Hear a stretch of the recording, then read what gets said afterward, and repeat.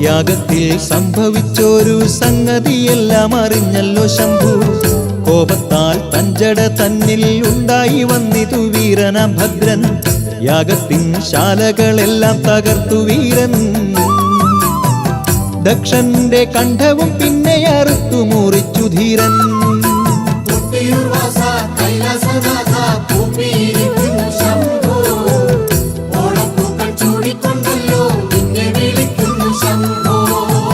ഇക്കഥയെല്ലാം നടന്ന സ്ഥലമിതല്ലോ. കൊട്ടിയൂരെന്നതു നീളെ പ്രസിദ്ധവുമാ